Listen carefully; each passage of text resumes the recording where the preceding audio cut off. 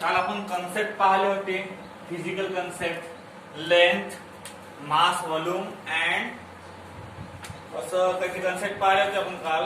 आज आपण एक नवीन प्रकारचा कन्सेप्ट पाहू. तो म्हणजे असा आहे,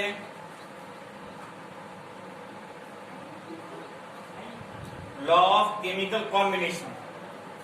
लॉज ऑफ केमिकल कॉम्बिनेशन नवीन कॉन्सेप्ट आहे, laws of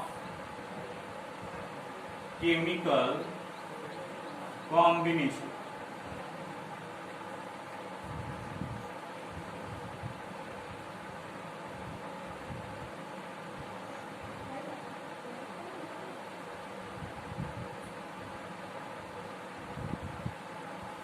lodge of chemical combination. आता लॉ ऑफ केमिकल कॉम्बिनेशन म्हणजे काय होते पहा.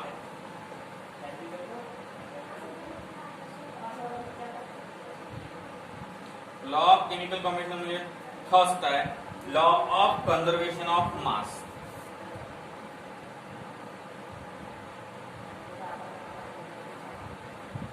आता लॉ ऑफ केमिकल कॉम्बिनेशन म्हणजे आपण पहिल्यांदा स्टार्टिंग करू याची आणि लिहून पाहू देतो. पहा काय होते. The element combine with the element combine with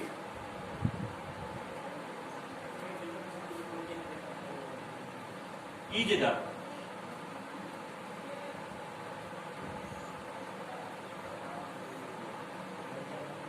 and form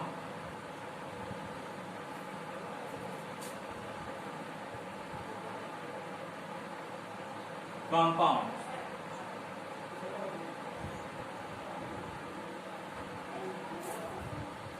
This process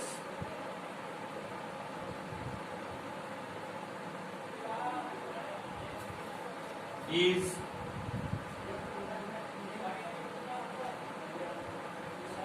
governed by 5 basis law.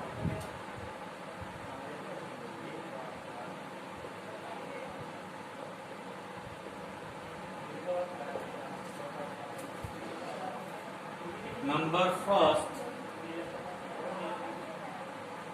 law of conservation of mass.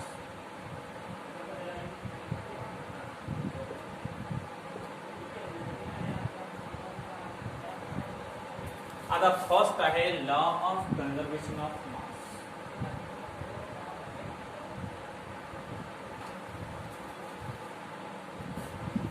आता law of conservation of mass काय आहे. याचा लॉ आहे mass can neither be created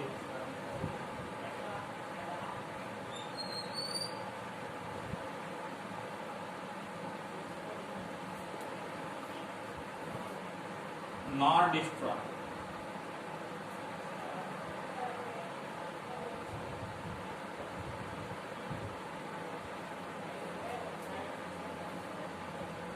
In the chemical reaction.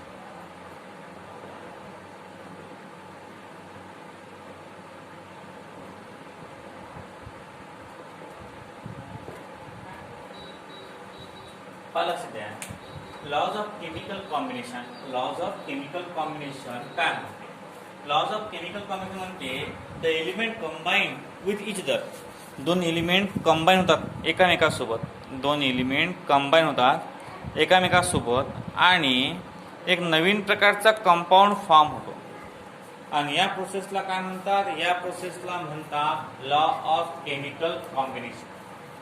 आता बघा number first law of conservation of मास म्हणजे मास. आता chemical reaction ज्यावेळेस आपण पाहतो, समजा एखादी केमिकल रिएक्शन आहे, twice H plus O twice H2 plus O2 gives twice H2. आता याच्यामध्ये 2 हायड्रोजन आहेत आणि 1 ऑक्सिजन आहे. आता हायड्रोजनचा मास आहे 1 ग्राम, याचा आहे 16 ग्राम एकाचा. मग हे होईल 32. किती होईल हे 32 ग्राम आणि हे होईल 4 ग्राम. 32 आणि 4 36 ग्राम.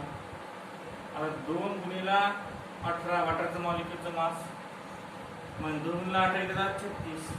म्हणजे मास प्रोडक्टचंही सारखं आहे आणि मास रिएक्टंटचंही सारखं आहे. मग अशा प्रकारचा जो कंपाऊंड असते म्हणजे अशा प्रकारची प्रक्रिया असते त्याला म्हणतात लॉ ऑफ कन्झर्वेशन ऑफ मास. म्हणजे ड्युरिंग अ केमिकल रिएक्शन होत असताना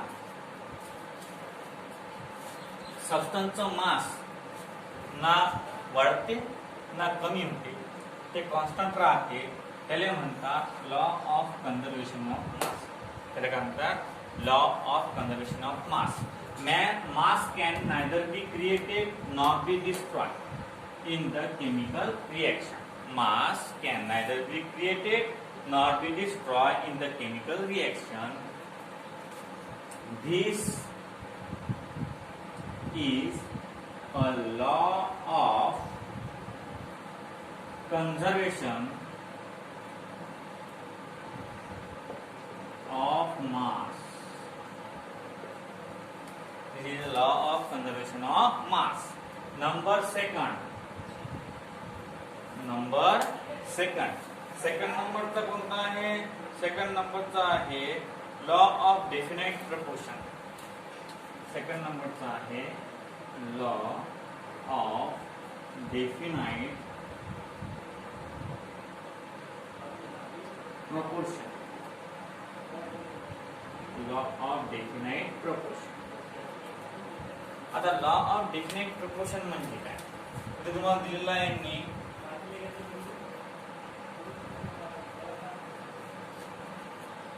A given compound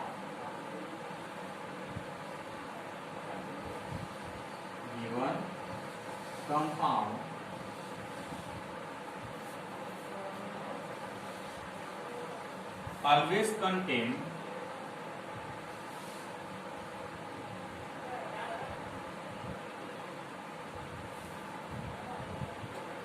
exactly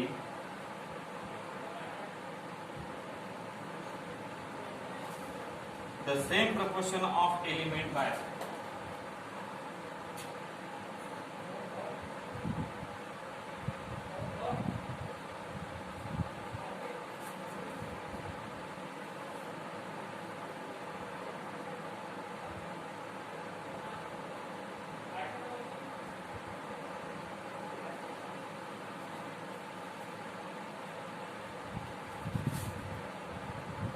is called law of definite proportion. लक्षात घ्या, एखादा कंपाऊंड आहे तो compound always contain exactly the same proportion. आता समजा वॉटर आहे, काय आहे वॉटर. आता वॉटर मध्ये हायड्रोजन दोनच असतात, वॉटरमध्ये हायड्रोजन दोनच असतात आणि ऑक्सिजन एकच असतो. असं कधी पाहिलं का की वॉटरचा मॉलिक्यूल आहे त्यामध्ये हायड्रोजन 5 आहेत आणि ऑक्सिजन 13 आहेत, असं कधी तुम्ही पाहिलं करून नाही का बरं? कारण लॉ ऑफ डेफिनाइट प्रपोर्शन काय म्हणते याच्यावर डिपेंड आहे. लॉ ऑफ डेफिनाइट प्रपोर्शन काय म्हणते? लॉ ऑफ डेफिनाइट प्रपोर्शन हे सांगते की एखादा कंपाऊंड असेल, a given compound always contain exactly the same proportion of element by weight. म्हणजे जेवढं वेट रिएक्टंटचं असते तेवढंच वेट प्रोडक्टचं सुद्धा असते. जेवढं वेट रिएक्टंटचं असते तेवढंच वेट कायचं असते प्रोडक्टचं सुद्धा असते. हे सांगते लॉ ऑफ डेफिनाइट प्रपोर्शन. 3 नंबरचा लॉ जो आहे आपला तो आहे लॉ ऑफ मल्टिपल प्रपोर्शन. 3 नंबरचा आहे law of multiple proportion.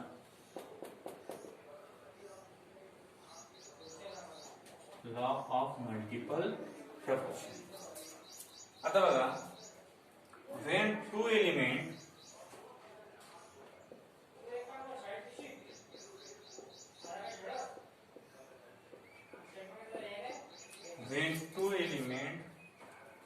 element B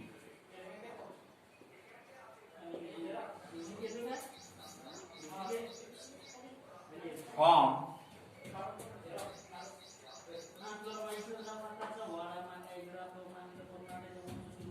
more than one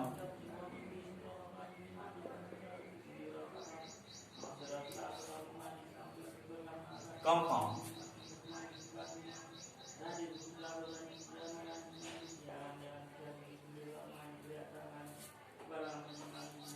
the masses of element masses of element B that combine with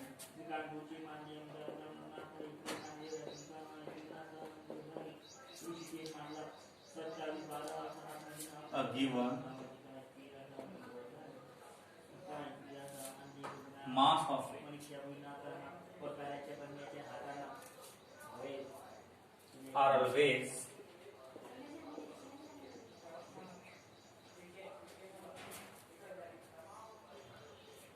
in the ratio of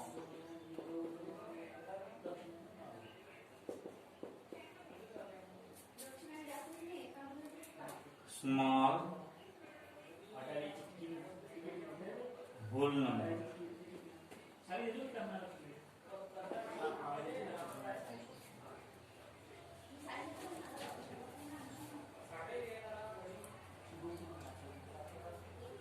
Part. कसं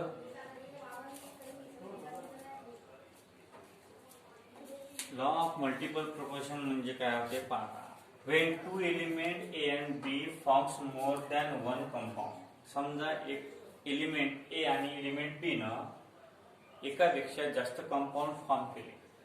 The masses of element B that combine with a given mass of A.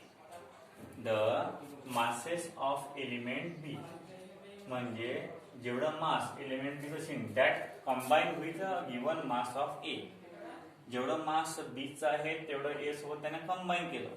R always in the ratio of small whole number.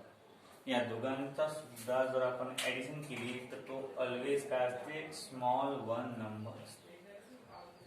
पहा when two element A and B form more than one compound. समजा ए आणि B या दोघांनी काय केलं forms more than one compound. Forms more than one compound. A आणि B या दोघांनी एकापेक्षा जास्त कंपाऊंड फॉर्म केले. The masses of element B the masses of element B that combine with a given mass of A. The masses of element B that combine with a given mass of A are always in the ratio of small whole number. Are always in the ratio of small whole number. आता बघा नंतर आहे Gay Lussac law, नंतर आहे एव्होगॅड्रोज law आणि नंतर Dalton theory आहे. Gay Lussac law आणि डाल्टन्स लॉ कोण घेऊ आपण दोन law. Number 4 Gay Lussac law of gases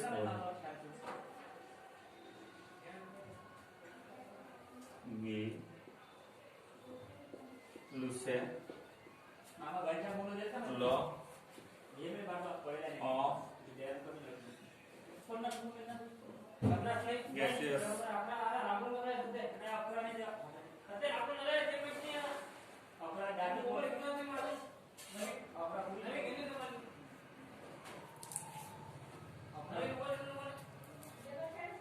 when gases combine when gases combine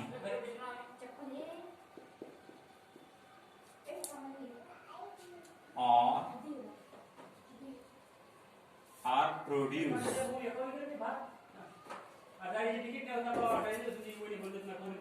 in a chemical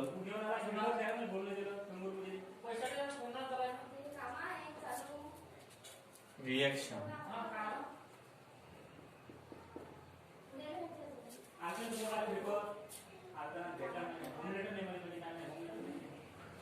they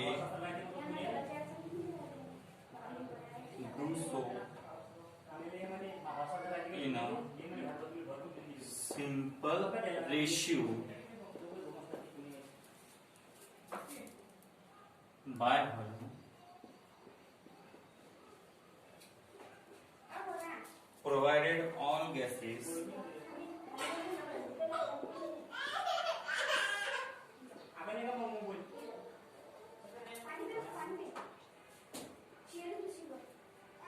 provided all gases are at same temperature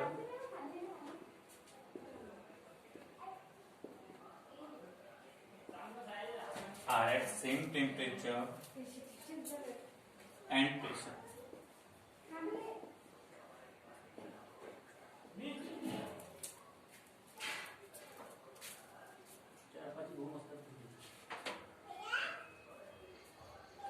Number 5.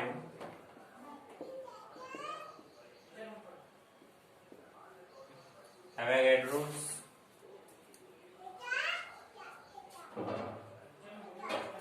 law.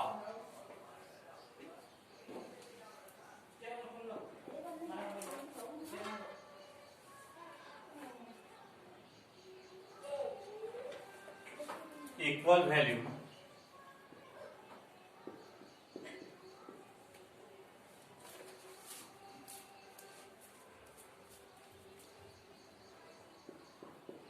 of all gases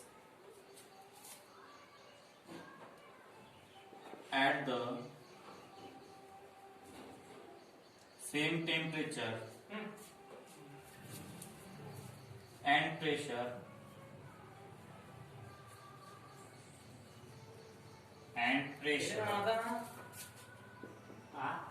दिले ना डाळपास होती का भूक आहे भाटवाला बाबा तुमचा होती का भाजी दिली आता आता काही काम नाही ना सध्या pressure content भाटा दिली एका घराचे 12 घर भाटा झालं बरं सगळी गोळा आमचे equal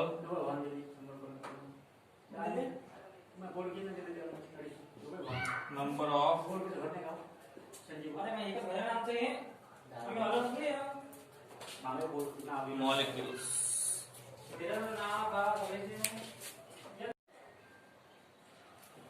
लक्ष द्या आता आपण आज 5 लॉ पाहणार आहोत. आता 5 लॉ पाहण्यासाठी आपल्याला हे आहेत लॉज ऑफ केमिकल कॉम्बिनेशन. म्हणजे समजा एखाद्या 2 प्रकारचे एलिमेंट आहे आणि या 2 प्रकारचे एलिमेंट पासून जर आपल्याला एक एलिमेंट बनवायचा आहे किंवा एक कंपाऊंड बनवायचा आहे. समजा हायड्रोजन आहे आणि ऑक्सिजन आहे. काय आहे? हायड्रोजन आणि ऑक्सिजन. आता हायड्रोजन आणि ऑक्सिजन या दोघांपासून तुम्हाला जर वॉटर मिळवायचं असेल तर तुम्ही काय करसाल? त्या दोघांचं कॉम्बिनेशन करसाल. मग त्यावेळेस जे लॉज कामात पडतात त्या लॉजना म्हणतात लॉज ऑफ केमिकल कॉम्बिनेशन. त्या लॉजना काय म्हणतात? Laws of chemical combination. आता बघा, the element combine with each other. ज्या वेळेस 2 एलिमेंट कंबाईन होतात एका ठिकाणी अँड फॉर्म्स अ कंपाऊंड, एक नवीन प्रकारचा कंपाऊंड फॉर्म करतात. This process is govern by 5 basis law. This process is govern by 5 basis law. आता याच्या प्रकारे हे 5 लॉ त्यांनी सांगितलेले आहेत की कसे एलिमेंट एकत्र होऊन एखादा कंपाऊंड फॉर्म होते आणि त्याला हे 5 लॉ कारणीभूत असतात. नंबर फर्स्ट, तसं आपलं माझं शरीर आहे पंचमहाभूतांनी बनलेलं आहे की नाही, त्याच प्रकारे हे जे लॉ ऑफ केमिकल कॉम्बिनेशन आहे हे 5 लॉच्या बेसिसवर आहे. Number first law, law of conservation of mass. Law of conservation of mass काय म्हणते? Mass can neither be created nor be destroyed in a chemical reaction, and this is the law of conservation mass. Reaction होण्याच्या आधी जेवढं एलिमेंटचं किंवा मास असते तेवढंच मास त्या compound तयार झाल्यावर तयार होते. त्याला म्हणतात लॉ ऑफ कन्झर्वेशन ऑफ मास. त्याला काय म्हणतात? लॉ ऑफ कन्झर्वेशन ऑफ मास. म्हणजे दोन एलिमेंट घेतले आपण 50 ग्रॅम 50 ग्रॅम झाले 100 ग्रॅम, तर एवढंच मास तुम्हाला प्रोडक्ट तयार झाल्यावर भेटणार 100 ग्रॅम. म्हणजे in a chemical reaction mass can be neither be created nor be destroyed in the chemical reaction, and this is a law of conservation of mass. This is the law of conservation of mass. तुम्ही माणसानं आहे का सांगायची गोष्ट आहे काय? ते सगळेच माहित आहे. जेवढं आपण घेसान तेवढं भेटत आपल्याला. परंतु हे त्यावेळेस ज्यावेळेस त्यांनी शोध लावला होता हे त्यावेळेसची गोष्ट आहे. आता तर आपल्याला सगळं माहित पडते. कारण आता माणूस टॅलेंटेड झालेला आहे. पहा पुढे law of definite proportion.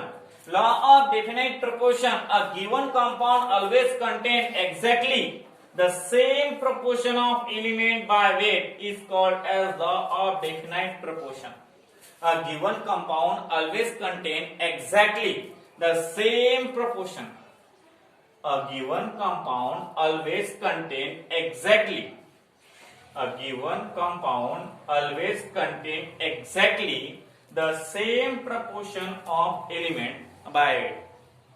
The same proportion of element by weight is called law of definite proportion. त्याला म्हणतो आपण law of definite proportion. त्याला काय म्हणतो आपण law of definite proportion. A given compound always contain exactly the same proportion. लक्ष द्या. The given compound always contain exactly the same proportion of element by weight is called as law of definite proportion. म्हणजे एखादा compound हा always contain करते exactly the same proportion. Exactly H2O 2:1 हे proportion same राहील any time. मग पहा always contain exactly the same proportion of element by weight. By weight is called as law of definite proportion. त्याला म्हणतात definite proportion. H2O मध्ये hydrogen दोनच असतात, oxygen एक असते. जर 3 झाले हायड्रोजन तर ते वॉटर तयार होत नाही. जर ऑक्सिजन 2 झाले तरी वॉटर तयार होत नाही. म्हणजे डेफिनाइट प्रपोर्शन असते. काय असते? Definite proportion. 3 नंबरला आहे लॉ ऑफ मल्टिपल प्रपोर्शन. आता लॉ ऑफ मल्टिपल प्रपोर्शन मध्ये काय आहे तर when 2 element A and B form more than one compound. When 2 element A and B form more than one compound, the masses of element B that combine with a given mass of A. When 2 element A and B form more than one compound, the masses of element B that combine with a given mass of A are always in the ratio of small whole number. Are always in the ratio of always small whole number. म्हणजे दोन element A and B आपण काय केले मोर than one compound form करून राहिले.